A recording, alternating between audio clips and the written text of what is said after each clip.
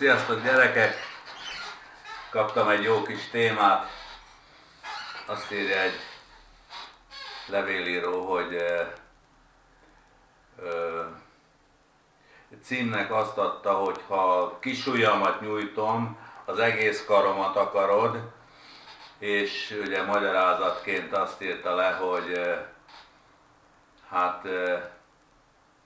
az a véleménye, hogy nem érdemes a közvetlen rokonságban, ismerettségben, vagy a közvetlen környezetünkben lévőkön segíteni. Sokkal szerencsésebb, ha idegeneken segítünk, mert a közvetlen környezetünkben lévőknél beáll ez az effektus, hogy az ember a kisujját nyújtja, és az egész karját akarják. És bizony meg tudom érteni ennek a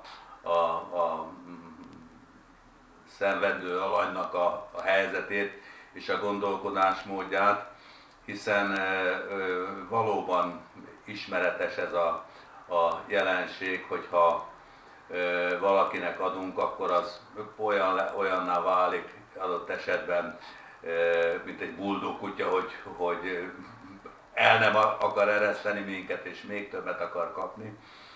És valamikor az emberben egyfajta félelem lép föl, hogy hát valamennyit még adnék szívesen, ugye, de amikor ez az egész dolog átcsap abba, hogy én csak adok egyoldalúan, akkor és már a saját egzisztenciámat érzem veszélyeztetve, akár alappal, akár alaptalanul, akkor az ember azt mondja, hogy ez már kellemetlen, és nehezen tud szabadulni attól, aki akár ugye ezzel a buldogkutyás hasonlattal, tehát akár erőszakkal, akár rámenősen, akár bűntudatkeltéssel, valamilyen lelki manipulációval igyekszik az embertől megszerezni valamit. 1977-ben az első tengerjáró hajómmal valamelyik észak-afrikai kikötőben sose felejtem el, hogy kimentem a partra, és ott a piaci forgatagban, vagy valami utcán, vagy valahol egy olyan 10-12 év körüli fiú az alázat és a kérésnek a legplastikusabb és legerőteljesebb gesztusával leborult előttem, átölelte a két lábamat, és ugye láttam, hogy a feje kopaszra volt nyírva, és tele volt ilyen nyílt sebekkel, fekélyekkel, hát szóval egyszerűen annyira megérintett, nem kellett neki mondani semmit, nem kellett azt mondani, hogy adjál meg alumizsnát, vagy mi van, hanem egyszerűen, hát ezt én úgy éreztem, mintha letaglóztak volna, és az összes zsebemet kiforgattam, az összes nálam lévő pénzt odaadtam, és hát most mit csinálják, visszamentem a hajóra. Egy fillér nélkül ott mit tudok kezdeni, még egy üdítőt se tudok inni. Ugyanakkor ellenállhatatlan kényszert éreztem, hogy adjak neki, de tudtam, hogy most mit, nem is volt a hajóm, talán még több pénzem, vagy most akkor még kérjem ki előre egy heti fizetésemet, és osszam szét. Azzal se tudom betömni ezt a rettenetes lyukat, ami ott abban az országban tátong. És az ember ösztönösen egy idő múlva, amennyire ösztönösen együttérző és tud segíteni másokon, annyira egy idő múlva, ha már állandóan a szenvedéssel konfrontálódik, akkor menekül előle. És valóban van egy ilyen lehetőség, hogy az emberre túl nagy figyelmet fordítanak, és túl sokat akarnak az embertől kapni, és átcsap az egész egyfajta ilyen vákuumszerű elszívásba. Ugyanakkor azok fölött sem törhetünk pálcát, akik ugye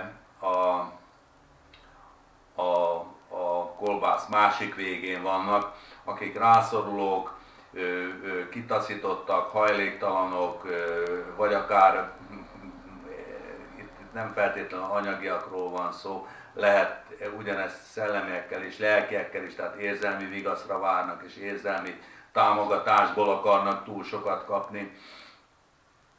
Ugye, mert az embernek azért nem egy elrugaszkodottsága és nem gonoszsága ez, hiszen amikor már ide a földre kerülünk, akkor ugye 18 évig csak abban élünk, hogy csak kapunk, gondoskodnak rólunk, etetnek minket, mosdatnak minket, enni adnak nekünk, nevelnek, amiért mi a mosolyunkat és a kedvességünket és a fejlődésünket adjuk cserébe. Tehát nem egy ördögtől való dolog, hogy az ember kapni akar, és kapni nem egy rossz dolog. Végül is, ha buzát akar az ember aratni, akkor a buzaföldre megy, és nem az aszfaltra. Tehát természetes viselkedése az embernek, hogy attól igyekszik még kérni, akitől kapott. Ez egy emberi dolog, és sajnos ez aztán valamikor olyan irányt vesz, hogy egy idő múlva már ez öncélúvá válik.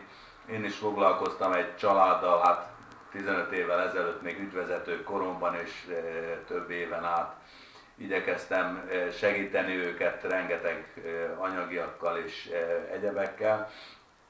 És aztán egy idő múlva azt vettem észre, hogy már csak arra ment ki, hogy a játék, hogy minél inkább kihasználják az én adakozási hajlamomat, és ahogy a világegyetemben mindenütt és minden egyensúlytalanság felszámolja önmagát, úgy ez az egyensúlytalanság is felszámolta önmagát.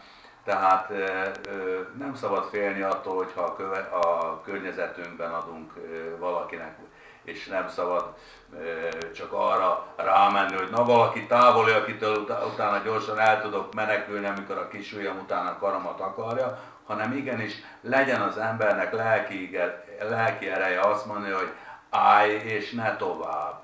Itt a vége, fuss el véle, nem teszek veled jót, hogyha én állandóan etetlek, és nem arra tanítalak meg, hogy hogyan keresd meg a kenyeredet, vagy hogyan oszd be a pénzedet. Én is ugye ezzel próbálkoztam náluk.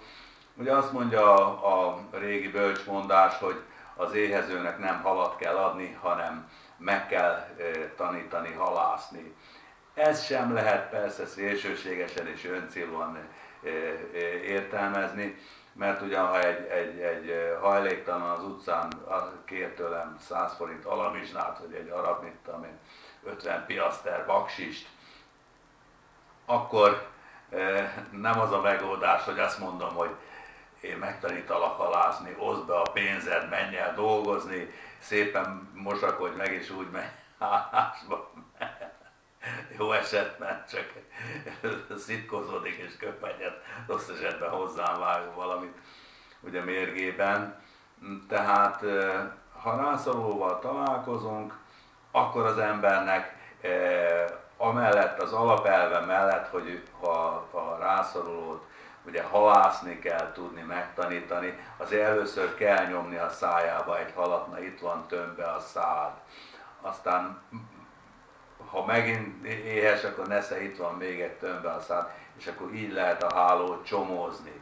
És ez legyen akár anyagiakról szó, legyen akár lelkiekről szó, legyen akár mondjuk kézrátételes gyógyításról szó. Az a lényeg, hogy megtaláljuk, vagy hozzásegítsük a másikat ahhoz, hogy szabad legyen, és akkor szabad, ha ő utána végül önmaga tud gondoskodni magáról, és önmaga tudja fejleszteni önmagát, és nem függ állandóan a külvilágtól. Minden egyensúlytalanság felszámolja önmagát, tehát tartósan egyoldalúan nem lehet kihasználni a másikat, és nem lehet egyoldalúan csak adni, hanem szeresd fele barátodat, mint te magadat. Tehát a kettőnek valamiféle egyensúlyban kell lenni.